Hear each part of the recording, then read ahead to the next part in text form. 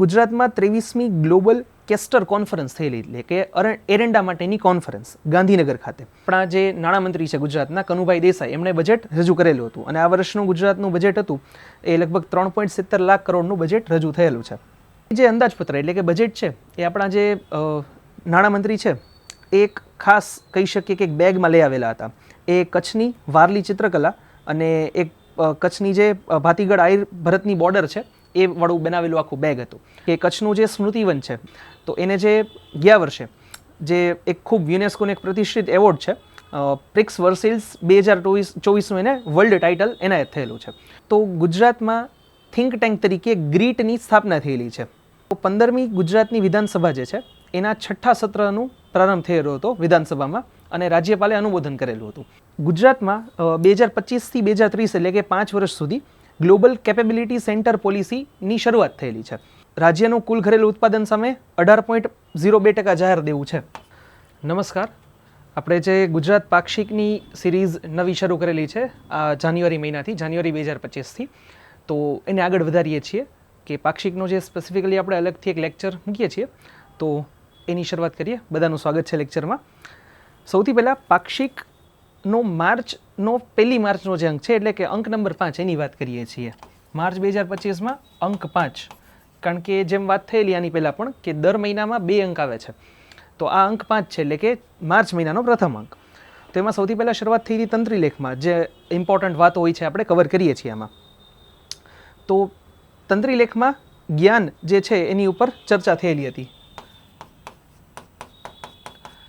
જો અહીંયા ઘણી વખત એવું થાય પાક્ષિકમાં કે અમુક માહિતીઓ ક્યારેક ક્વેશ્ચનના સ્વરૂપમાં એટલે કે પ્રશ્નના સ્વરૂપમાં પૂછાવાના જે ચાન્સીસ છે એ ઘણા ઓછા હોય, પણ એ ટોપિક છે ને એ કદાચ આપણે ન જાણતા હોય તો એના વિશે જાણકારી મળી જાય એ પણ ઉદ્દેશ રહેતો હોય છે. તો આનું સૌથી પહેલું ઉદાહરણ આ જ છે કે જ્ઞાન એટલે કે ગરીબ, યુવા, અન્નદાતા અને નારી શક્તિ, આનું ફૂલ ફોર્મ છે જે આપણા પ્રધાનમંત્રીશ્રીએ લગભગ 1-2 વર્ષ પહેલાં આપેલું હતું. તો આ ચારેયના ઉત્થાન માટે જે કોઈ પણ યોજનાઓ હોય છે એ ઘણી બધી લાવવામાં આવે છે. તો ગરીબ, યુવા, અન્નદાતા અને નારી શક્તિ, તો એનો તંત્રી લેખમાં ઉલ્લેખ હતો. એ સિવાય બજેટ ફેબ્રુઆરીમાં રજૂ થયેલું, તો બજેટની પણ ચર્ચા છે તંત્રી લેખમાં કે રાજ્યનું કુલ ઘરેલું ઉત્પાદન સામે 18.02% જાહેર દેવું છે. એટલે આને ઇકોનોમિક ટર્મમાં આપણે કેવું હોય ને તો debt to GDP ratio Gujarat રાજ્યનો છે 18.02%. જે મુખ્ય રાજ્યો છે, મુખ્ય રાજ્યો એટલે કે મોટા રાજ્યો, એમાં ગુજરાતનો જે ડેટ ટુ જીડીપી રેશિયો છે, સ્ટેટ જીડીપી રેશિયો, તો એ ઘણો ઓછો છે અને કમ્પેરેટિવલી સાવ ઓછો છે. એટલે કહી શકીએ કે સૌથી ઓછું દેવું છે મુખ્ય રાજ્યોમાં ડેટ ટુ જીડીપી રેશિયોમાં. એ પછી ગુજરાતમાં 2025થી 2030 એટલે કે 5 વર્ષ સુધી ગ્લોબલ કેપેબિલિટી સેન્ટર પોલિસીની શરૂઆત થયેલી છે. ગુજરાત રાજ્યમાં છેલ્લા 5-7 વર્ષમાં ઘણી બધી અલગ અલગ પોલિસીઓ રજૂ થયેલી છે, સેમિકન્ડક્ટર કે ઘણી બધી હોય. તો એ બધી પોલિસીઓ અલગ અલગ કોઈ પણ મુદ્દાને ધ્યાનમાં રાખીને શરૂ થયેલી છે. તો એના જ અનુક્રમ રૂપે ગ્લોબલ કેપેબિલિટી સેન્ટર અલગ અલગ નિર્માણ કરવાના છે. તો એની પણ એક પોલિસી શરૂ થયેલી છે આ વર્ષે 2025માં અને 5 વર્ષ સુધી આ પોલિસી ચાલશે. એ પછી આની પહેલાં પણ ચર્ચા થયેલી છે કે જ્યારે પણ જે તે મહિનાનો પહેલો અંક હશે એટલે કે એકી ક્રમનો અંક મોટા ભાગે, તો માર્ચનો પહેલો અંક છે એટલે ફેબ્રુઆરીના છેલ્લા દિવસોમાં એટલે કે છેલ્લા રવિવારે મન કી બાત થયેલી હોય તો મન કી બાતના પણ જે મુખ્ય મુદ્દાઓ હોય એને પણ આમાં આવરી લેવામાં આવે છે. તો એની વાત કરીએ તો મન કી બાતમાં પ્રધાનમંત્રીશ્રીએ ફેબ્રુઆરી 2025ના મન કી બાતની વાત છે. તો ઇસરોનો ખાસ ઉલ્લેખ કરેલો હતો, જેમાં મંગળયાન, ચંદ્રયાન, આદિત્ય L1 જેવા અલગ અલગ ઇસરોના મિશન અને છેલ્લા 10 વર્ષમાં ઇસરોએ લગભગ 460 ઉપગ્રહો છોડેલા હતા. તો આ પણ એક ઇસરો માટે ખૂબ મોટી સિદ્ધિ હતી. તો એની ચર્ચા પ્રધાનમંત્રીશ્રીએ કરેલી હતી. એ ઉપરાંત આંતરરાષ્ટ્રીય મહિલા દિવસ જે 8 માર્ચના રોજ ઉજવાય છે, તો એના અનુલક્ષીને પણ પ્રધાનમંત્રીશ્રીએ ઘણી બધી ચર્ચાઓ કરેલી હતી. એ ઉપરાંત નેશનલ ગેમ્સ જે આ વર્ષે ઉત્તરાખંડમાં યોજાયેલી હતી, જેમાં લગભગ 11,000થી વધારે ખેલાડીઓએ ભાગ લીધો હતો. તો ઉત્તરાખંડમાં આ વર્ષે નેશનલ ગેમ્સ યોજાયેલી હતી એટલે કે વર્ષ 2025માં. એ સિવાય કર્ણાટકના એક BRT વાઘ અભયારણ્ય છે, ત્યાં વાઘની વસ્તીમાં સતત વધારો થયો છે અને આનો જે યશ છે, ટૂંકમાં એ જે વાઘની પ્રજાતિની જાળવણી થાય છે, એમની સંખ્યા વધે છે, એમની વસ્તી વધે છે, તો એનો જે શ્રેય આપેલો છે એક સોલિગા નામની આદિજાતિને એમણે આપેલો છે. તો ક્યારેક પૂછાઈ શકે કલ્ચરના સ્વરૂપે કે ભાઈ સોલિગા આદિજાતિ છે તો એ કયા રાજ્યમાં વસતી આદિજાતિ છે, તો એ રીતે પણ ક્વેશ્ચન ઘણી વખત પૂછાઈ શકતા હોય છે. તો કર્ણાટકમાં આદિજાતિ હોય છે, ટૂંકમાં એ લોકો નિવાસ કરતા હોય છે. એ પછી આગળ વાત કરીએ તો પીએમ કિસાન સન્માન નિધિ યોજના છે કે જેના અંતર્ગત ખેડૂતોને વર્ષમાં 3 વખત 2,000 રૂપિયા આપવામાં આવે છે. એટલે કે ટોટલ વર્ષમાં ટોટલ 6,000 રૂપિયા 2,000ના 3 ઇન્સ્ટોલમેન્ટ્સમાં હપ્તામાં આપવામાં આવે છે. તો આ યોજનાના 6 વર્ષ પૂરા થયા છે અને આ 6 વર્ષમાં એ પછી અત્યારે 19મા હપ્તાની ચૂકવણી થઈ છે. એટલે જો સમજો 6 વર્ષ થયા તો વર્ષમાં 3 વાર એટલે 18 હપ્તાઓ ચૂકવાના હોય. એટલે 6 વર્ષ પૂરા થયા અને હવે આ વખતે 19મો હપ્તો ચૂકવાનો. એટલે કે આ પોલિસી જે છે, આ સરકારની યોજના છે એનું 7મું વર્ષ શરૂ થયું છે. તો આ અંતર્ગત 2019થી પીએમ કિસાન સન્માન નિધિ યોજના ચાલે છે. એ અંતર્ગત ખેડૂતોને જેમ વાત થઈ એમ કે દર વર્ષમાં 3 વાર એટલે કે ત્રણેય સિઝનમાં જે પાકની સિઝન હોય એ વખતે સિઝન પહેલાં 2,000 રૂપિયા એમના ખાતામાં જમા કરવામાં આવે છે. તો ગુજરાતમાં લગભગ 51.5 લાખ ખેડૂતોને આ યોજનાનો લાભ મળે છે અને લગભગ 1148 કરોડ જેવી એ લોકોને અત્યાર સુધીમાં સહાય મળી છે. તો આપણે ખૂબ મોટી વાત કહેવાય, કારણ કે ખેડૂતો માટે આ રકમ ખૂબ મહત્વપૂર્ણ હોય છે. જેમાં પણ ખાસ કરીને જ્યારે એ ખેડૂતો નાના ખેડૂતો અથવા તો મધ્યમ અથવા તો સીમાંત ખેડૂતોની શ્રેણીમાં આવતા હોય કે જેમની પાસે જે જમીન છે એ લગભગ 5 હેક્ટરથી ઓછી હોય, તો એમના માટે તો આ ખૂબ મહત્વપૂર્ણ થઈ જાય. એ પછી વાત કરીએ તો 15મી ગુજરાતની વિધાનસભા જે છે એના 6ઠ્ઠા સત્રનું પ્રારંભ થયેલો હતો વિધાનસભામાં અને રાજ્યપાલે અનુમોદન કરેલું હતું. જો જેમ રાષ્ટ્રપતિ દર વખતે અનુમોદન કરે, ટૂંકમાં જે વર્ષ નવું આવતું હોય એ વખતે જે રાષ્ટ્રપતિનું જે ભાષણ હોય અને એ પછી ધન્યવાદ પ્રસ્તાવ આવે એની ઉપર, તો એ જ રીતે સેમ વિધાનસભામાં પણ હોય છે, જેની ચર્ચા જ્યારે આપણે વિદ્યાર્થીઓ તમે બધા ભણતા હોય ત્યારે બંધારણમાંની ચર્ચા થતી હોય છે, સર ભણાવતા હોય છે બંધારણમાં. તો એ જ અનુલક્ષીને આ વખતનું જે નવી 15મી વિધાનસભા અત્યારે શરૂ છે 2022થી 2027ની, એનું 6ઠ્ઠું સત્ર છે. તો એમાં રાજ્યપાલશ્રીએ સંબોધન કરેલું હતું. તો એમાં સંબોધનમાં શું હોય કે આખા વર્ષમાં ગુજરાત રાજ્યની જે સિદ્ધિઓ હોય એટલે કે સરકારની સિદ્ધિઓ એની મુખ્યત્વે ચર્ચા કરતા હોય કોઈ પણ રાજ્યપાલ હોય. તો એમાં સૌથી પહેલાં વાત કરીએ તો ગુજરાતમાં થિંક ટેન્ક તરીકે ગ્રીટની સ્થાપના થયેલી છે. હવે જેમ ભારત સરકારનું નીતિ આયોગ છે કે જે પોલિસીઝ બનાવવાનું કામ કરે છે, પંચવર્ષીય યોજના હવે બંધ થઈ, પ્લાનિંગ કમિશન બંધ થઈ ગયું અને નીતિ આયોગ શરૂ થયું છે. એ જ અનુલક્ષીને એને જ અનુલક્ષીને એ જ સમાન દર્જ ઉપર આપણે વાત કરી શકીએ કે ગુજરાતમાં ગ્રીટની સ્થાપના થયેલી છે, જેનું ફૂલ ફોર્મ છે ગુજરાત ઇન્સ્ટિટ્યૂટ ફોર ટ્રાન્સફોર્મેશન. કદાચ ફૂલ ફોર્મમાં ક્યાંક પૂછાઈ શકે ઇઝી ક્વેશ્ચનના સ્વરૂપમાં. તો ગ્રીટની સ્થાપના થયેલી છે, ટૂંકમાં સરકારે કરેલી છે. આ ઉપરાંત ધોલેરામાં પ્રથમ ગ્રીનફિલ્ડ સ્માર્ટ સિટી જે બનવાનું છે તો એમાં એની પણ જે ચર્ચાઓ થયેલી છે તો એનો પણ સંબોધનમાં એમણે ઉલ્લેખ કરેલો હતો. આ ઉપરાંત સેમિકન્ડક્ટર પોલિસી જે આપણે હમણાં પણ વાત થયેલી કે 2022થી 2027 સુધી ગુજરાતે સેમિકન્ડક્ટર પોલિસી શરૂ કરેલી છે.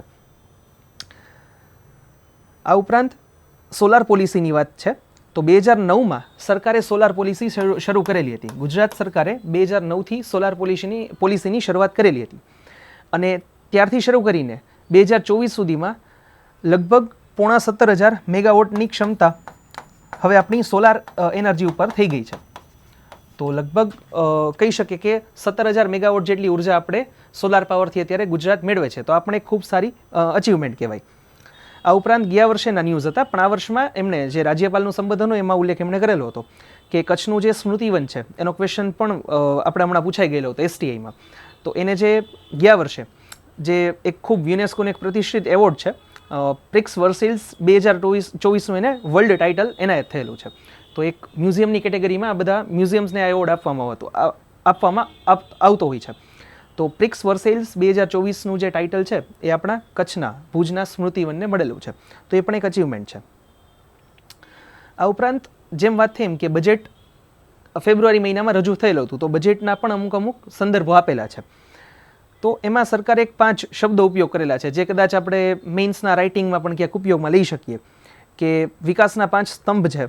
તો એ સરકાર કહે છે કે સામાજિક સુરક્ષા, માનવ સંસાધન વિકાસ, આંતરમાળખાકીય સુવિધાઓ, આર્થિક પ્રવૃત્તિઓનો વિકાસ અને ગ્રીન ગ્રોથ. આ સરકાર એવું કહે છે કે આ વિકાસના 5 સ્તંભો છે. મતલબ શું થયો કે આ 5 ફિલ્ડ ઉપર અથવા તો કહી શકે કે આ 5 વિષયો ઉપર જો સરકાર કામ કરે તો વિકાસ વાસ્તવમાં ટૂંકમાં લોકોને એનો લાભ મળી શકે. સરકારની જે કોઈ પણ યોજનાઓ હોય તો એ બધી યોજનાઓનો લાભ લોકોને આના દ્વારા મળી શકે આ 5 સ્તંભ ઉપર. તો આશા કરીએ છીએ તમને પસંદ આવે છે લેક્ચર સિરીઝ. કોઈ ક્વેશ્ચન હોય કમેન્ટ સેક્શનમાં પૂછી લેજો. ચેનલ સબસ્ક્રાઇબ ન કરી હોય તો કરી લેજો. મિત્રો સાથે શેર કરવાનું ભૂલતા નહીં અને આપણી બંધારણ લેક્ચર સિરીઝ આવી ગઈ છે, ન જોઈ હોય તો જોઈ લેજો. વૈદિક મેથ્સની લેક્ચર સિરીઝ મારા ફાધરની યુટ્યુબ ઉપર પડી છે, એ પણ જોઈ લેજો. બંનેના કોર્સીસ એપ્લિકેશન ઉપર આવી ગયા છે. ફક્ત આ 2 સબ્જેક્ટના કોર્સીસ પરચેસ કરી લેશો તો પણ તમારી આવનારી એક્ઝામ ક્લિયર કરવામાં 40% જેવી મદદ મળી જશે તમને. જીપીએસસી ક્લાસ 1ની પ્રિલિમ્સ કયો, STIની પ્રિલિમ્સ કયો કે પછી PSI કોન્સ્ટેબલ કયો, તો બધી એક્ઝામમાં તમને ખૂબ કામ લાગશે. તો ન કર્યા હોય તો કોર્સીસ પરચેસ કરી લેજો, ખૂબ ફાયદો થશે તમને. કન્ટિન્યુ કરીએ છીએ આજના લેક્ચરથી. એ પછી જ્ઞાનની ઓલરેડી ચર્ચા કરી, ગરીબ, યુવા, અન્નદાતા અને નારી શક્તિ. અને આપણા જે નાણામંત્રી છે ગુજરાતના કનુભાઈ દેસાઈ, એમણે બજેટ રજૂ કરેલું હતું અને આ વર્ષનું ગુજરાતનું બજેટ હતું એ લગભગ 3.70 લાખ કરોડનું બજેટ રજૂ થયેલું છે. તો આ પણ એક ખૂબ મોટો આંકડો છે કે લગભગ 3.25 લાખ કરોડ રૂપિયાનું આપણા ગુજરાતનું બજેટ છે. એ પછી આગળ વાત કરીએ તો નીતિ આયોગ દર વર્ષે બધા રાજ્યો માટે એક દરજ્જો બહાર પાડે છે કે રાજકોષીય સ્થિતિ શું છે. કોઈ પણ રાજ્યની રાજકોષીય સ્થિતિ એટલે કે આર્થિક જે સ્થિતિ છે એ શું હોય છે એને અનુલક્ષીને એ સૂચકાંક બહાર પાડતું હોય છે. તો એમાં રાજકોષીય શિસ્ત સૂચકાંકમાં ગુજરાતને અચીવર્સનો દરજ્જો મળેલો છે આ વર્ષે.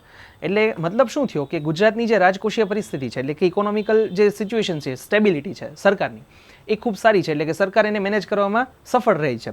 તો એને અનુલક્ષીને અચીવર્સની કેટેગરીમાં ગુજરાત સ્ટેટને મૂકવામાં આવેલું છે. આ ઉપરાંત દેશની જીડીપીમાં લગભગ 8.3%નું ગુજરાતનું યોગદાન છે. તો દેશની આપણે કુલ જીડીપી કહીએ તો એમાં ગુજરાતનું યોગદાન છે 8.3%. અને સરકારનો, ગુજરાત સરકારનો એવો લક્ષ્યાંક છે કે વર્ષ 2030 સુધીમાં ગુજરાતનું દેશની જીડીપીમાં યોગદાન 10% સુધી થવું જોઈએ. જો દર વર્ષે જીડીપી આંકડામાં એટલે કે રૂપિયામાં તો વધવાની જ છે, પણ ગુજરાતનું એમાં યોગદાન 8.3થી 1.7% વધી અને 10% કઈ રીતે થઈ શકે એના ઉપર સરકાર કામ કરવાની છે. 5 વર્ષ છે તો આ આંકડો પણ ઇઝીલી અચીવેબલ છે કે આંકડો પ્રાપ્ત કરી શકાય એવો છે, મેળવી શકાય એવો છે. કોઈ એમાં એટલો બધો મોટો અથવા તો કહી શકીએ કે એવો કોઈ અવાસ્તવિક આંકડો નથી આપ્યો કે જેને અચીવ ન કરી શકાય. તો આપણે એક ઇઝી વસ્તુ છે. આ ઉપરાંત 6 અલગ અલગ રિજનલ ઇકોનોમિક પ્લાન આપેલા છે કે અલગ અલગ વિસ્તારોને વિકસાવવા માટે, ડેવલપમેન્ટ માટે અથવા તો કહી શકીએ કે ઇન્ડસ્ટ્રીઝ માટે. તો એમાં સુરત, અમદાવાદ, વડોદરા, રાજકોટ, સૌરાષ્ટ્ર કોસ્ટલ અને કચ્છ આ 6 અલગ અલગ રિજિયન્સ ડિક્લેર કરેલા છે કે આ 6 અલગ અલગ રિજિયનને ડેવલપ કરવાની જરૂર છે. એટલે કે ત્યાં ઇન્ડસ્ટ્રીઝ માટે અલગ અલગ હજી ડેવલપમેન્ટ થઈ શકે એવું છે. તો એની રીતે ડેવલપ કરેલા છે, એની ઘોષણા કરેલી છે. એ પછી વાત કરીએ તો ગુજરાતમાં કહી શકીએ કે જે બજેટ છે એમાં રૂપિયો આવશે ક્યાંથી અને જશે ક્યાંથી, ટૂંકમાં કઈ જગ્યાએ ખર્ચ થશે. આની ચર્ચા દર વખતે જ્યારે પણ સર ભારતનું બજેટ મૂકે છે લગભગ છેલ્લા 6-7 વર્ષથી, તો એમાં દર વખતે મુખ્ય મુદ્દો શરૂઆત ત્યાંથી જ કરે કે ભાઈ આપણું બજેટ છે તો અલ્ટિમેટલી હોય શું કે આવક ક્યાંથી થશે અને ખર્ચ ક્યાં થશે. તો સેમ વસ્તુ ગુજરાત બજેટમાં પણ હોય છે. સર ગુજરાત બજેટના પણ ઘણા બધા વિડીયોઝ એમણે મૂકેલા હતા. તો સેમ વસ્તુ અહીંયા ખાલી ફેક્ટ્સ આપેલા છે કે ગુજરાતની સૌથી મોટી કહી શકીએ કે આવકનો જે સ્ત્રોત હોય તો હજી જાહેર દેવું છે. લગભગ 24.40% જે રકમ છે આપણા બજેટની એ જાહેર દેવામાંથી, એટલે કે આપણે ઉછીના લઈને આપણે લેવાનું છે. એ પછી એટલે કે આ તો શું થયું, સીધું વ્યાજ થયું આપણી માટે, ટૂંકમાં ઉધારી થઈ. એક આપણી આવક નથી, આ ઉધાર છે. એટલે આવકના સંદર્ભમાં ન લઈ શકાય, ઉધારમાં જ લેવું પડે. ઘણી વખત આપણે વાંચતા હોય તો એને આપણે ધ્યાને ન લેતા હોય. એ પછી જોઈએ તો સ્ટેટ જે ટેક્સ છે SGST સિવાય એ લગભગ 21.26%, SGST એટલે કે સ્ટેટ GST લગભગ 21.96%, એટલે બે લગભગ પેરેલલ છે, 22% જેવું. પછી કેન્દ્રીય કરવેરો એટલે શું હોય કે જો કેન્દ્ર સરકારને ટેક્સ મળે છે એમાંથી કેન્દ્ર સરકાર એટલે કે કહેવાય ને કે મા બાપ જેવી સ્થિતિમાં હોય કે રાજ્યોનું રક્ષણ કરવાની, રાજ્યોને ટૂંકમાં જરૂરિયાત હોય ત્યારે એમને કોઈ પણ વસ્તુ આપવાની જવાબદારી એની હોય. તો કેન્દ્ર સરકાર પાસે જે ટેક્સ આવે એમાંથી પણ એમનો અમુક હિસ્સો એ રાજ્યોને ઇક્વલી એટલે કે જેની જેવી જરૂરિયાત પ્રપોર્શનેટલી ડિસ્ટ્રીબ્યુટ કરતી હોય, એટલે કે વિભાજિત કરતી હોય. તો એ રીતે જે આપણને આવક મળે છે ટૂંકમાં કેન્દ્ર સરકાર પાસેથી કરવેરામાં જે આપણને હિસ્સો મળે છે એ 13.47% છે. એટલે કે આપણું જે બજેટ છે એમાં 13.47% એટલે કે રૂપિયો જે આવવાનો છે ઇન્કમ, તો ઇન્કમનો સોર્સ જે એ છે એ કેન્દ્રીય કરવેરાનો હિસ્સો છે. અને આ સિવાય બીજી જે કહી શકીએ કે કેન્દ્ર સરકાર તરફથી મળતું સહાયક અનુદાન, લોન અને પેશગીની વસૂલાત એટલે કે એડવાન્સીસનું કહી શકીએ કે અન્ય આવકવેરા સહિત એની ચૂકવણી, તો એ બધાના પણ આપણે વાત કરીએ તો લગભગ 5-6% છે. અને કરવેરા સિવાયની આવક છે એ પણ લગભગ 6.5% જેવી છે. એ બાદ રૂપિયો જશે ક્યાં? એટલે કે આપણે જે બજેટ રજૂ કર્યું કે 3.70 લાખ કરોડનું, તો એ ખર્ચ ક્યાં થશે? પેલું શું કીધું, 3.70 લાખ કરોડ આવશે ક્યાંથી? હવે એ જે પૈસા છે 3.70 લાખ કરોડ એ જશે ક્યાં? તો એના ઉપર છે કે સૌથી વધુ ખર્ચ છે એ છે વિકાસલક્ષી ખર્ચ, એટલે કે લગભગ 65.57% ખર્ચ વિકાસલક્ષી યોજનાઓમાં, એટલે કે સરકારની જે કોઈ પણ યોજનાઓ છે અથવા તો ઇન્ફ્રાસ્ટ્રક્ચર ડેવલપ કરે છે એ બધામાં જશે, એટલે સૌથી મોટો એ હોય. એ પછી બિન વિકાસલક્ષી ખર્ચ, આ સૌથી મોટું ભારણ હોય કોઈ પણ સરકાર ઉપર, એ છે લગભગ 23.45%. આ કયો આંકડો થયો? કે આ છે સરકારનું જાહેર દેવું, કે જે સરકારને જાહેર દેવું, લોન છે, એનું કહી શકીએ કે વ્યાજ છે, એની ચૂકવણીમાં જશે. તો આ એક ખૂબ મોટો આંકડો કહેવાય. અને એ પછી પણ ફરી વખત જાહેર દેવાની ચૂકવણીમાં 9.16% છે. જો 23 અને 9 આપણે કહી શકીએ કે લગભગ 32% જેવું થયું. તો એ સરકાર લોનમાં, દેવામાં અને એના વ્યાજમાં, એની ચૂકવણીમાં જાય છે. તો ઇકોનોમીને આપણે હજી વધારે સ્ટેબલ બનાવવી હોય તો કરવું શું પડે? કે મોટા ભાગે સૌથી પહેલાં તો આપણી જે ઇન્કમનો સોર્સ છે 24.40%, જે ઉધારીમાંથી આવે છે, એને ઘટાડવો પડે. એ ઘટશે તો ઓટોમેટિકલી એની જાતે જ ખર્ચમાં પણ વ્યાજની જે આવક છે, ટૂંકમાં વ્યાજનો જે ખર્ચ છે એ નહીં દેવો પડે. તો ઇકોનોમી જે છે થોડીક સ્ટેબલ અને બેલેન્સ રીતે ચાલશે. તો આ એક સૌથી મોટી સમસ્યા હોય છે કોઈ પણ સરકાર માટે, એ ચાહે કેન્દ્ર સરકાર હોય કે રાજ્ય સરકાર હોય. એ ઉપરાંત સરકારની એક યોજના છે સંત સુરદાસ યોજના. હવે જો નામ ઉપરથી જ અગેન ઘણી વખત હું કહેતો હોઉં છું કે ઘણી વખત નામ ઉપરથી જ આપણને ખબર પડી જાય, જાજુ યાદ ન રાખવું જોઈએ. સુરદાસ એટલે કે એ અંધ હતા, એટલે કે એમના ચક્ષુ જે છે એ નહોતા, ટૂંકમાં એમને દ્રષ્ટિ નહોતી.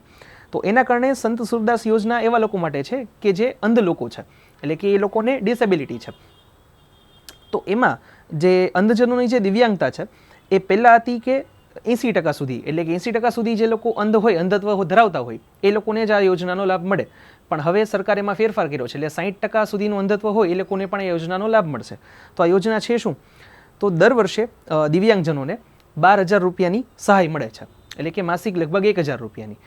તો આપણે ખૂબ ઇમ્પોર્ટન્ટ છે કે જે લોકો અંધ છે એ લોકો માટે કહી શકીએ કે ઇકોનોમિકલ ચેલેન્જીસ ખૂબ વધારે હોય, કે એ લોકો આપણા જેટલા, આપણને ભગવાને શું બધું આપેલું છે ને, કે શારીરિક માનસિક રીતે આપણે સક્ષમ છીએ, એ ઉપરાંત ઘણું બધું મળેલું છે. તો એના કારણે આપણને ખબર ન હોય કે એ પરિસ્થિતિ શું હોય કે જ્યારે કોઈ વ્યક્તિ પાસે આંખ નથી.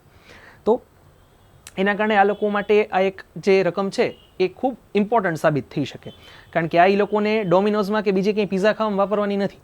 એટલે આપણને એવો પ્રશ્ન થાય કે મહિને 1,000 રૂપિયામાં થાય શું? તો એ લોકોને ક્યાંય બહાર હોટેલમાં ફરવા જવા માટે કે ક્યાંય રિસોર્ટમાં ફરવા જવા માટે આ રકમ યુઝ નથી કરવાની. એ લોકોને એના સર્વાઈવલ માટે હેલ્પફુલ થશે. તો એના કારણે આ રકમ પણ ખૂબ ઇમ્પોર્ટન્ટ છે એ લોકો માટે. એ પછી જે અંદાજપત્ર એટલે કે બજેટ છે એ આપણા જે નાણામંત્રી છે એક ખાસ કહી શકીએ કે એક બેગમાં લઈ આવેલા હતા. એ કચ્છની વારલી ચિત્રકલા અને એક કચ્છની જે ભાતીગઢ આયર ભરતની બોર્ડર છે એ વાળું બનાવેલું આખું બેગ હતું. તો એ પણ એક ખૂબ ઇમ્પોર્ટન્ટ છે. દર વખતે લગભગ કેન્દ્ર સરકાર અને ગુજરાત સરકાર, ટૂંકમાં સ્ટેટ ગવર્મેન્ટ કોઈ પણ હોય, એ પહેલાં તો શું હતું, કાગળ હતા, હવે ટેબ્લેટ લઈ આવે, પણ એવા બેગમાં લઈ આવે કે જેને ટૂંકમાં કહેવાય ને કે સંસ્કૃતિનું રિપ્રેઝન્ટેશન હોય એમાં. તો એ પણ એક ખૂબ ઇમ્પોર્ટન્ટ વસ્તુ છે કે જો સરકાર એના તરફથી આવું કોઈ ઉપયોગ કરશે તો લોકોમાં પણ થોડોક એનો ક્રેઝ કે એવું થશે, અથવા તો લોકો પણ થોડાક એનાથી અટ્રેક્ટ થશે, આકર્ષિત થશે અને એનો ઉપયોગ કરશે. તો આ પણ એક ખૂબ સારી વસ્તુ કહેવાય. અને વારલી ચિત્રકલાને GI ટેગ પણ મળેલો છે, તો એનું પણ આપણે ચર્ચા કરતા હોઈએ છીએ ક્લાસમાં. એ બાદ મિશન સ્કૂલ ઓફ એક્સલન્સ અંતર્ગત 25,000થી વધુ વર્ગખંડોની સુધારણા માટેની જોગવાઈ કરેલી છે. સ્ટેમ્પ ડ્યુટીમાં ઘટાડો થયો છે આ વર્ષે. દાહોદમાં નવું ગ્રીનફિલ્ડ એરપોર્ટ બનવાનું છે, આ કદાચ ક્વેશ્ચનમાં પૂછાઈ શકે. એ ઉપરાંત વેસ્ટર્ન ઝોનલ કાઉન્સિલ થયેલી હતી, એની ચર્ચા આપણે ઓલરેડી કરંટ અફેર્સના રેગ્યુલર લેક્ચર્સમાં પણ કરેલી હતી.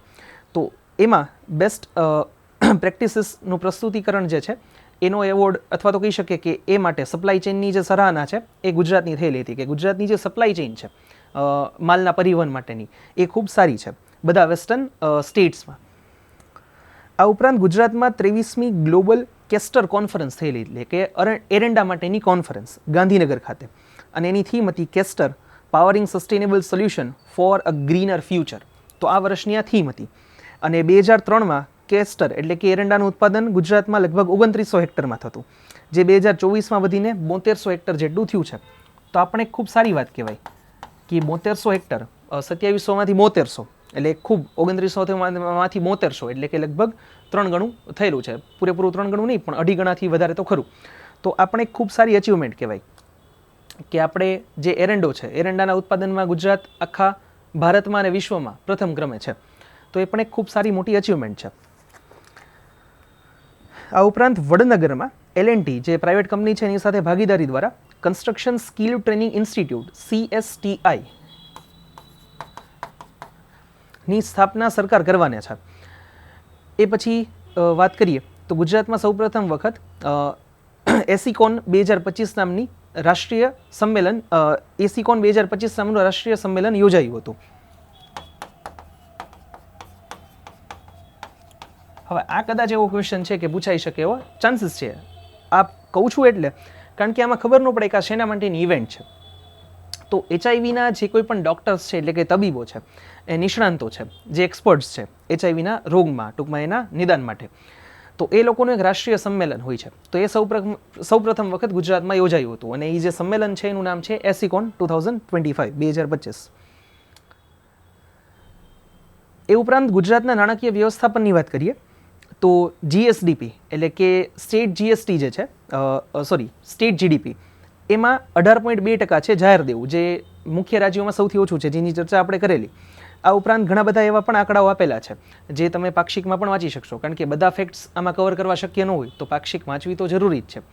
તો એ માટે પણ ખાસ એમાં જોજો કે ગુજરાતના આ બધા આંકડાઓ ઇકોનોમીના કોઈ પણ ક્વેશ્ચન હોય ને ગુજરાતને લગતા તો એમાં આપણને કામ આવી શકે. આ ઉપરાંત ગુજરાતની જે સ્ટેટ GSDP છે એમાં લગભગ 12%ની વૃદ્ધિ હાંસલ કરેલી છે. એટલે જેમ કેમ ભારતની GDP હોય કે કેટલા ટકાના દરે વધે છે, 7%, 6%, 8% દર વર્ષે એક આવતું હોય, તો એ જ રીતે દરેક રાજ્યનું પણ હોય છે. તો લગભગ ગુજરાત ઘણા વર્ષોથી ડબલ ડિજિટમાં છે, એટલે આ વર્ષે પણ 12%ના દરે એણે વૃદ્ધિ કરેલી છે. તો એ પણ એક ખૂબ સારી અચીવમેન્ટ કહેવાય. આ ઉપરાંત ગાંધીનગરમાં વસંતોત્સવ 2025નું પણ આયોજન થયેલું હતું અને ઉજવણી પણ થયેલી હતી. એ પછી વાત કરીએ તો જી સફલ કરીને ગુજરાતનું એક ઇનિશિયેટિવ છે. જી ફોર ગુજરાત, સફલનું જે ફૂલ ફોર્મ છે એ છે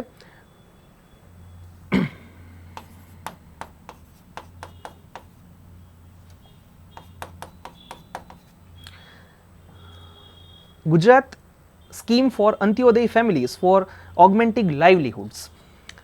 હવે આખું ફૂલ ફોર્મ વાંચ્યા પછી અથવા તો સાંભળ્યા પછી આપણને કદાચ એવું થાય કે આ શેના માટે છે. તો ઇઝીલી આને પાછું હજી ડિવાઈડ કરીએ અને વિભાજિત કરીને સમજીએ તો ખૂબ ઇઝી છે કે સ્કીમ ફોર એટલે કે આ યોજના શેના માટે, કયા લોકો માટે છે.